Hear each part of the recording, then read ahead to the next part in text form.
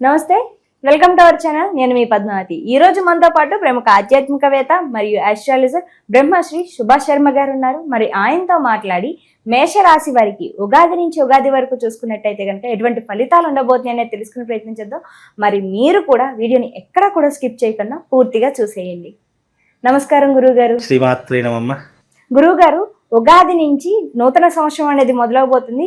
శ్రీ విశ్వావసునామ సంవత్సరం అయితే మేషరాశి వారికి ఎటువంటి ఫలితాలను ఇవ్వబోతుంది, మరి ముఖ్యంగా మంచి ఫలితాలను ఏ విధంగా గుర్తించాలి అంటారు, వాటిని ఎలా ఫలితంగా చేసుకోవాలి అనుకుంటారు? తప్పకుండా తెలియజేస్తున్నామా. ముందుగా ప్రేక్షకులందరికీ శ్రీమాత్రే నమః, శ్రీ గురుభ్యో నమః. వీక్షిస్తున్నటువంటి ప్రేక్షకులందరికీ కూడా విశ్వసునామ సంవత్సర ఉగాది నూతన సంవత్సర శుభాకాంక్షలు తెలియజేసుకుంటూ, మనకు గ్రహ సంచారంలో గోచారంలో మొట్టమొదటి రాశి మేషరాశి. మన మేషరాశి వారి యొక్క ఫలితాలు ఎలా ఉన్నాయి, ఈ సంవత్సరం గోచార ఫలితాలు ఎలా ఉన్నాయో ఒక్కసారి మనం తెలుసుకుందాం.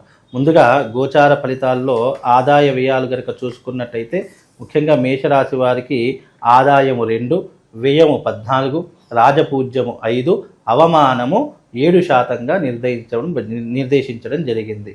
అయితే వీళ్ళకు ఆదాయం వ్యవహార వివరణ ఈ రకంగా ఉంటుంది. ఇక రాశి ఫలితాల్లోకి వెళితే గనక ముఖ్యంగా మొట్టమొదటి రాశి మేషరాశి కనుక ఈ మేషరాశి వారికి చూసుకుంటే గురువు 3వ స్థానంలోను, శని 12వ స్థానంలోను, రాహు కూడా 12వ స్థానంలోను, కేతు 6వ స్థానంలోను గ్రహ సంచారం అనేటటువంటిది వీళ్ళకు నడుస్తుంది. కనుక ఈ స్థానాల్లో ఆయా గ్రహాలు ఉంటే ఎలాంటి పరిహారాలు ఉంటాయి, ఎలాంటి ఫలితాలు ఉంటాయి, ఈ సంవత్సరం అంతా విశ్వసునామ సంవత్సరం ఏ రకంగా వీళ్ళకు మొదలవుతుంది అనేటటువంటిది కనుక చూసుకున్నట్టయితే ముఖ్యంగా మొట్టమొదటిగా గురు సంచారం చూసుకుంది. గురు సంచారం 3వ స్థానంలో సంచరిస్తుంది. 3వ స్థానంలో గురు సంచారం అనేటటువంటిది ఏ రకమైనటువంటి ఫలితాలు మేషరాశి వారికి అందిస్తుందో చూసుకుందాం. ముఖ్యంగా 3వ స్థానంలో గురు సంచారం వల్ల వీళ్ళకు పట్టుదల సడలింపు జరుగుతుంది. అంటే ఒక మాట మీద నిలకడ ఉండదు, చంచలమైనటువంటి స్వభావం ఏర్పడుతూ ఉంటుంది. ఏదైనా పని అనుకుంటారు, వెంటనే వేరే పనిలో నిమగ్నమైపోయి ఉన్న పనిని మర్చిపోయేటటువంటి లక్షణాలు ఎక్కువగా ఈ యొక్క మేషరాశి వారికి 3వ స్థానంలో గురు సంచారం వల్ల కలుగుతుంది. అలాగే అనూహ్యమైనటువంటి ప్రమాదాలు, అంటే అనుకోకుండా జరిగేటటువంటి ప్రమాదాలు ఎక్కువయ్యేటటువంటి అవకాశము ఈ యొక్క విశ్వసునామ సంవత్సరంలో మేషరాశి వారికి కలుగుతాయి. అలాగే దారిద్ర్యము, డబ్బు కొరత ఏర్పడము, అయిన వాళ్లతో శత్రుత్వం ఏర్పడదు. చాలామంది దారిద్ర్యం అంటే కేవలము డబ్బు అనేటటువంటి మత్తులో పడిపోయి డబ్బు లేకపోతేనే దారిద్ర్యము అనుకుంటారు. దారిద్ర్యం అనేటటువంటి మనిషిని అనేక రకాలుగా కమ్మేస్తూ ఉంటుంది. ముఖ్యంగా డబ్బు లేకపోవడం దారిద్ర్యము, అప్పులు ఉండడము దారిద్ర్యము, అయిన వాళ్ళు శత్రువులుగా చూడడము దారిద్ర్యము, ప్రేమించినటువంటి వాళ్ళు దూరం చేసుకోవడము దారిద్ర్యము, అలాగే కుటుంబంలో చీటికి మాటికి గొడవలు వస్తాయనుకునేది దారిద్ర్యము. ఇన్ని రకాలైనటువంటి దారిద్రాలు మనిషి జీవితంలో ఏర్పడుతూ ఉంటాయి. కనుక ఈ సంవత్సరము ముఖ్యంగా మేషరాశి వారికి అనూహ్యమైనటువంటి ప్రమాదాలతో పాటు దారిద్ర్యం కూడా పెరిగేటటువంటి లక్షణాలు ఉన్నాయి. అలాగే వ్యవహార నాశనము, వ్యవహారము అంటే పనులు, మనం ఏ పని చేసినా కూడా అందులో నష్టము లేదా దుఃఖము, లేదు అంటే బాధ, లేదా చేసే పనిలో కార్యానుకూలత జరగకపోవడంతో దానిని మనం పక్కన పెట్టేయడము, ఇలాంటివి ఎక్కువగా చేస్తూ ఉండండి. కార్యనాశనం, మనం ఏదైనా పనికి వెళ్దామనుకుంటే అక్కడ ఆ పనే ఆగిపోయేటటువంటి లక్షణాలు ఉంటూ ఉంటాయి. కనుక ఈ సంవత్సరము మేషరాశి వారు కాస్త జాగ్రత్తగా ఉండేటటువంటి ప్రయత్నం చేసుకోవాలి. 3వ స్థానంలో గురు సంచారం వల్ల ఇలాంటి ఇబ్బందులు జరుగుతాయి. అలాగే బంధు విరోధం కూడా జరుగుతూ ఉంటుంది. అలాగే శారీరక శ్రమ పెరిగిపోతూ ఉంటుంది. ముఖ్యంగా ఈ యొక్క 3వ స్థానంలో గురు సంచారం వల్ల ఏమవుతుందంటే బంధువులతో విపరీతమైనటువంటి విరోధం పెరిగిపోతుంది.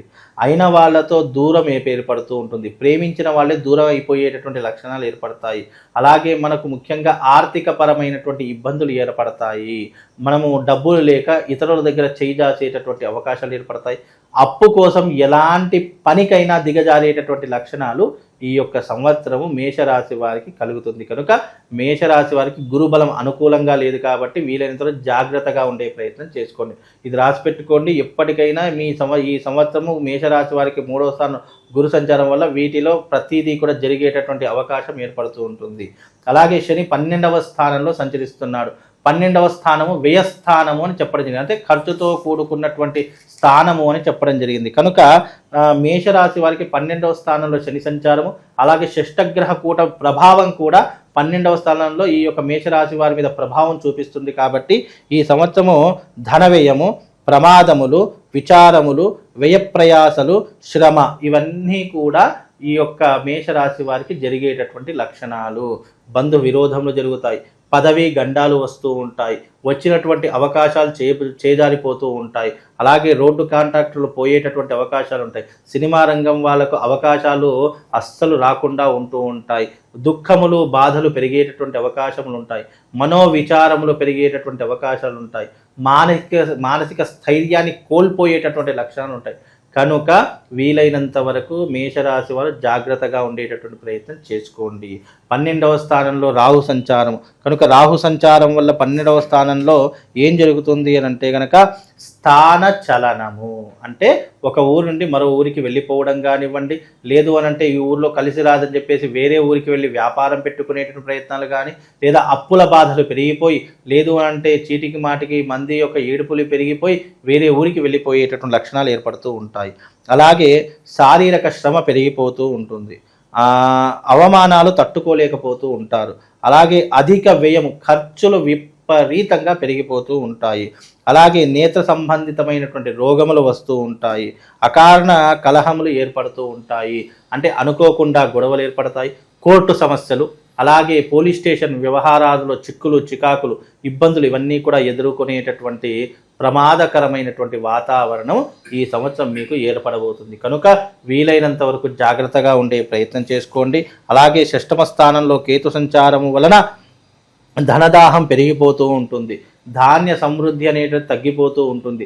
ముఖ్యంగా వ్యవసాయదారులకు కానివ్వండి, సినిమా రంగంలో ఉన్నటువంటి వాళ్ళకు కానివ్వండి, విపరీతమైనటువంటి ఇబ్బందులు ఎదుర్కోవాల్సినటువంటి పరిస్థితులు ఏర్పడతాయి. కనుక ఈ సంవత్సరము మేషరాశి వారు కాస్త జాగ్రత్తగా ఉండేటటువంటి ప్రయత్నం చేసుకోవాలి.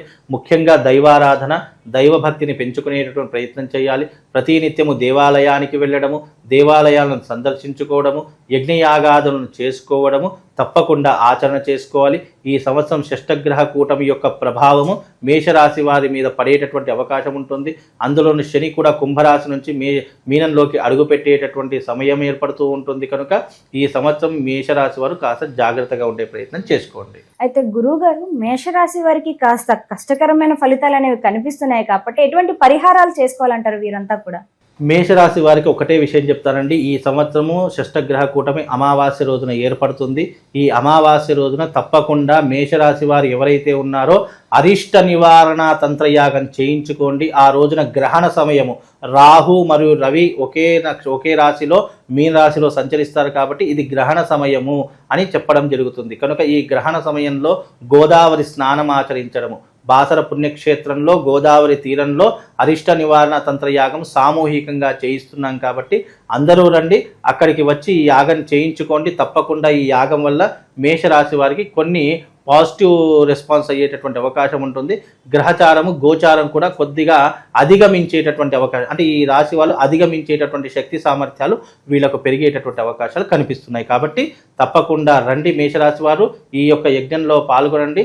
తప్పకుండా మీకు శుభం లాభం కలుగుతుంది. ఇక ప్రతి ఒక్క రాశి వాళ్ళు, ఈ రాశి వాళ్ళు ఎవరైతే ఉన్నారో తప్పకుండా ఈ సంవత్సరము షష్టగ్రహ కూటమి ప్రతి ఒక్క రాశుల మీద ప్రభావం చూపించేటటువంటి అవకాశం ఏర్పడుతుంది. కనుక ఈ సంవత్సరము గోదావరి క్షేత్రమునందు, బాసర జ్ఞాన సరస్వతి దేవస్థానమునందు, గంగా తీరమునందు అరిష్ట నివారణ తంత్రయాగం చేయిస్తున్నాము.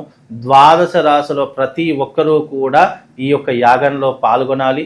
రాబోయేటటువంటి షష్టగ్రహ కూటమి కొన్ని గ్రహాలకు, అలాగే గ్రహాలలో జరిగేటటువంటి వింతలకు, అలాగే మార్పులకు, ప్లానిటరీ పొజిషన్లో జరిగేటటువంటి కొన్ని గ్రహ సంచారముల యొక్క మార్పు ప్రతి ఒక్క రాశి దాని మీద ప్రభావం చూయించేటటువంటి అవకాశం ఏర్పడుతుంది. కనుక ప్రతి ఒక్కరికి కూడా ఈ సంవత్సరం విశ్వసునామ సంవత్సరము ఆనందంగా ఉండాలనుకున్నా, అలాగే చేసే వృత్తి వ్యాపారాదుల్లో లాభం చేకూరాలనుకున్నా ఈ సంవత్సరం జరిగేటటువంటి ఈ యొక్క అరిష్ట నివారణ తంత్ర యాగంలో పాల్గొనండి. ఈ యాగము తేదీ 29వ తారీఖు రోజున ఉదయం 10 గంటలకు బాసర క్షేత్రం నందు, గోదావరి క్షేత్రం నందు ఈ యాగము సామూహికంగా నిర్వహిస్తున్నాము. అందరూ రండి, ఈ యాగంలో పాల్గొని ఈ విశ్వవసునామ సంవత్సరంలో ఆనందంగా సుఖంగా ఉండేలా మీ జీవితాన్ని మలుచుకోండి. శ్రీమాత్రే నమః. శ్రీ గురుభ్యో నమః.